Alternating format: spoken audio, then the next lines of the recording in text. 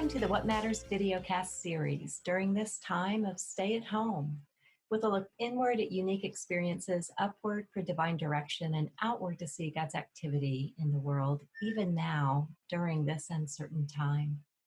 I'm Michelle Funk, your host, and I am delighted to introduce you to a friend of mine, Julie Merchant. Julie and her family have been longtime members of Church of the Resurrection. She's also the mom of 3 amazing children, and we're going to learn a little bit more about those kiddos and their stages of life and how this time of stay at home is also affecting our kids, obviously. Julie's a member of a small group Bible study at church and is also part of an even smaller group of moms of seniors in high school. So we'll learn just a little bit more about that. And then Julie also works part-time as a nurse practitioner in the Women's Health Clinic at St. Luke's on the Plaza here in our Kansas City area. I invited Julie to talk with us about the importance of connecting even during this time and in a way that affects all of those different areas of her situation, in the hopes that it might encourage us all as we're trying to still figure out what this is like to remain at home kind of on our own. And so anyway, I just want to introduce you to Julie and welcome, Julie. How are you today? Hi, Michelle. Thanks for having me. So you inspired me to take a shower today. So bonus. So I'm happy to be here. I even put on just a little bit of makeup. So. I love that. Yeah, I keep forgetting. Oh yeah, I do have lipstick somewhere. I don't know if I can, if it's even important. Well, thank you for joining me today. I know that you have found maybe some different ways to stay in touch with people, to connect with people. And so I just wondered if we could have conversation around that and maybe even just the importance still of doing just that, connecting with others. Tell me a little bit about your family first, and then how that is working to stay in connection for them and also for you as mom of. Yeah, so I have a 20-year-old student at KU, and she has moved home because her sorority went down. She's actually still very busy with her coursework, and a little bit more introverted. So I think it's been, challenging for her, just, missing the socialization, but also she's really dug in and kept up with kind of her rigorous coursework, and is using her time to study a little bit she's going to hopefully take the MCAT this summer. I think that's some of the difficulty with that stage, and that people have plans and goals, and that's all been disrupted. So to know, I still want to do this, but I'm not sure what that's going to look like. And, for people that are goal oriented like she is, I think that's been her struggle. Yeah. So for her, and then I have an 18-year-old son. He was about to graduate from high school, is still going to graduate. The ceremony and all the parties and stuff probably isn't as important to him as it might be to some kids. But I think that it's important as a parent. So it is hard to know that's going to look different. I think we still will be able to celebrate that. And part of graduation is a little bit about closure, to be able to kind of say those goodbyes to friends and, as you start on a new chapter. So we're just going to have to find new ways to experience that closure. And, the jury's kind of still out as to how that will be marked. A ceremony is kind of about marking time to kind of see what God has done, and we're just going to have to find new and creative ways to do that for our kids. So Right. I have a 16-year-old daughter, Madeline. She is my social bug. And so I think, and most teens really, that's where they're at. It's kind of developmentally, they need to identify who they are away from the family, to have that social piece of them, just to have that rug ripped out from under them, really it is very hard. and just part of who they are is becoming people outside the home. And then to be forced back into the home, I think is really, it's hard. It's tough for every person right now. So Yeah. future is different, Yeah. and some things have changed, and it takes time to process that, and everyone processes things in a different way. So I think for me, just allowing space for them to process. Sometimes they do want to be alone. Sometimes, I try to engage them, um, checking in. We had a little family meeting when this kind of all happened because chores weren't being done. The processes around the home were a little rough at best. And we kind of just talked about what we'd lost and just kind of what we were sad about. And so, sorry, it makes me choke up, but that was really helpful to kind of, if we name it, and claim it, then we can start to move on a bit. So that was very helpful. What have you lost? Right. Yeah. I think we're learning that grief is really kind of a big deal in all of this whole entire situation. It Of course, is. for some, It much is. more so, but even in Right. these relationships and experiences, and as you've mentioned, the important milestone markers. Right. So I know that some other moms of seniors. Has it been helpful to kind of just reach out and say, oh wow, to Yeah. them? Yeah, it really has. And we did a Zoom call with 4 moms who our kids, have been acquainted and friends actually through the church. And just to kind of, hey, what's your kid going through? How are you handling that? That was very helpful. And just the little things that you can do to still market, like, the yard signs and, those little things. And things virtually. They're doing a senior spotlight for my son. He's a band kid, and that's just things are really fun. So Yeah. Oh, that's great. That's great. And even through Zoom, you can still look at one another, mom to mom, and say, right, I get it. I totally right. get it. Yeah. I always say we need to be socially connected but physically distanced. I think that word, you know, to remove ourselves socially is not really the goal. We physically distanced but socially connected. Social isolation is a very unhealthy place to be. We need to be physically distanced but socially connected. So, however that looks for you, and I think right now it's trial and error. I love also my group texting I'm doing with some college girlfriends, and we're sharing ways to try to stay fit and exercise, sharing free apps, um, and also funny memes, and there have been times where we were feeling, a little overwhelmed and having that safe place to sort of share, gosh, I'm not okay today. And so somebody else, we said, you should get in your Jeep and you should take the top off. And here's what playlist that you should play. Nice. He said, I got through it and she felt better. And, some days I really feel okay. And other days I really don't. It seems to have no rhyme or reason, which is a little bit humbling to be in this space where you're like, why was that moment difficult, but this moment I really was okay with. So just generous grace to ourselves. I think as women, we're so hard on ourselves. Why can't I suddenly work from home, have all my family at home, have my children need help with their education and their feelings? Like we just need to take a break and know that we're doing the best we can each and every day, and we're going to get through this. We are going to get through this, and we're going to learn some great lessons.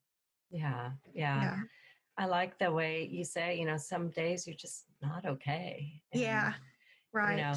I know that we all want to, find light and hope, and we're looking for that and actively pursuing that. But there are times just to say, I'm just, I'm not okay right now. Right. I'm Yeah. just not. And so I love, I'm just going to echo what you said, to give grace to yourself at Yeah. that time. Because what would you do if somebody told you that? I say this, I wonder that about myself. If a friend of mine said to me, hey, I'm not okay right now, I wouldn't say, Right. well, now just come on, get over it, I, Right. I'd be like, yeah. you're rocking it. Oh my gosh. Like, if you really felt okay all the time right now, I would be a little worried about you because this has impacted all of us in major ways. And I think one of the things we've had to really look at is that we're human,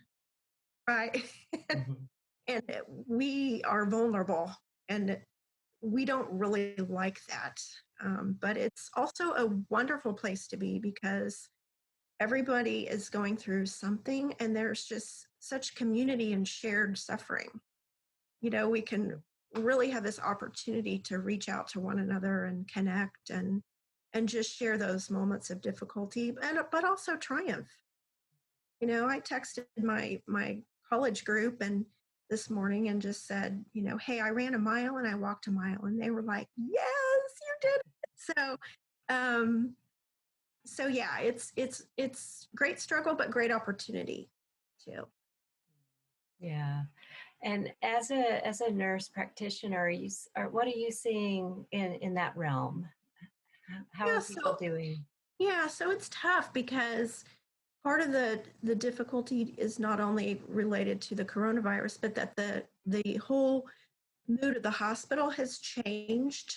And for me, the hospital was always a very safe place to send my patients when they were having a challenge, go to the ER, go to labor and delivery because I work women's health.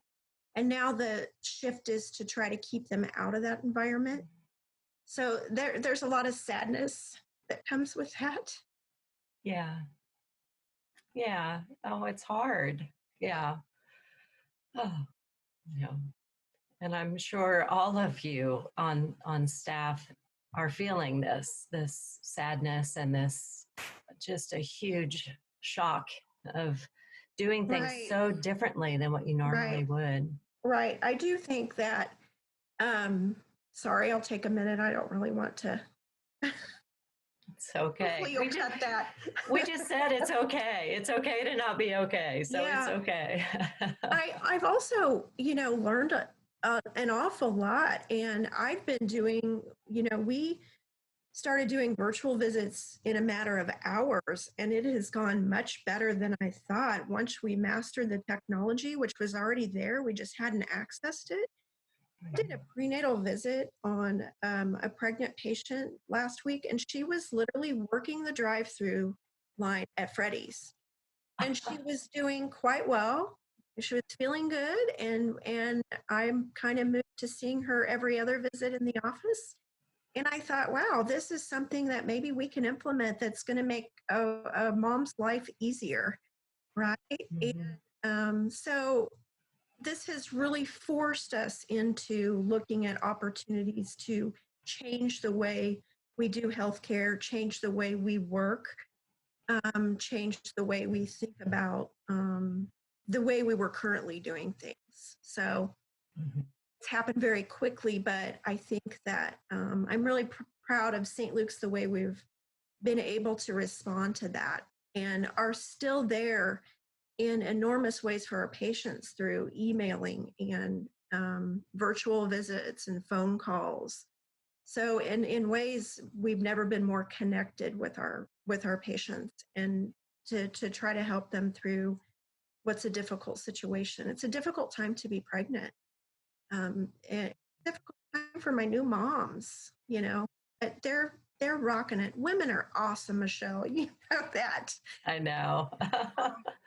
They are I, so amazing. And just the things that they're doing for their families, for their workplaces, for their homes. We've got this. we do. We've We got this. do. And you're right. We're learning so much. I every mean, day. Yeah. man, I sure have tried to learn as much as needed, as quickly as possible, in ways that are helpful. And I think I think what you're saying, and I agree so wholeheartedly, we're gonna come out of this with some really valuable lessons. Yeah, I think so. Yeah. Oh, Julie, thank you. You're welcome. Thank you. I'm sorry I Yeah. cried. I hope you edit that out. Not necessary. It's just part of our experience right now. It is so allowed. I So, cry at least so once a good. day. So Yeah, that's there was probably, mine for the day. yeah. That's how you're making it through. We've all There's got to my do that. grace. There's my grace. Yeah. So I just admire you so much. I'm so grateful for your story, for you just being honest and vulnerable and sharing and encouraging us all to find ways to connect. It really, it's a part of life. And Yeah. we've had to do it much differently right now and figure out ways to do it differently, but yet it's so worth it to still reach out and Yeah, connect. it is. It's And good. I love that you're right. Women rock, because just like They you, do. we're doing this in all kinds of different ways. Yeah. You know, there's so Right. many different facets to this, and we Yeah. can do it. So, Yeah, we can. We've got it. yeah. All Thank you, right. Julie. Blessings Thanks, to you. Michelle. You All too. right. Take care. And that's what matters about connection right now. While challenging, still so worth it. So I'm just so grateful for Julie's story and the way that she shared to encourage us all. I want to remind you all that this is the video cast for the What Matters podcast. So there are also audio episodes available to you. You can subscribe to that on our podcast website. It's ifl.cor.org. ifl.core.org. The podcast was kind of born out of our annual women's conference that's called Inspired for Life. And so that's where the IFL comes from. Once again, ifl.core.org/podcasts. And you'll see all of the various audio episodes that we have. We've done an entire series on fearless, becoming fearless and working toward overcoming things that hold us back in fear. And so there's some great uplifting, encouraging audio episodes there about fearless. Then we had begun a Rise series, and really the first part we were only able to do was a fantastic mini series on the Enneagram types. And so right now, maybe you'll have time to consider what your Enneagram is, what type you are, and how that relates to your relationships with others. And that's what I learned through that Enneagram series. Again, that's at ifl.cor.org/podcast, iflcore.org/podcast. You can subscribe to that there. I want to remind us too that our church is offering various online resources. So you can certainly plan on weekend worship online at Church of the Resurrection through that online website. It's resonline.org. And there are weekend worship times available to you that are live streamed out. Our pastors are offering daily devotionals on the Church of the Resurrection Facebook page. Those are available. We'll have that link for you in the notes here. Pastor Adam offers a Tuesday night Vespers, which I, for one, have found to be so helpful and encouraging during this time. And that's on Adam Hamilton's Facebook page. And then finally, we do have also an online Wednesday evening opportunity, a whole new series that will begin surrounding messages with messages of hope. And that will kick off soon on our Wednesday night group life teaching. So that's it for now. I'm Michelle Funk, your ministry host, and it's so great to spend some time with you. Hope you are well. Bye for now.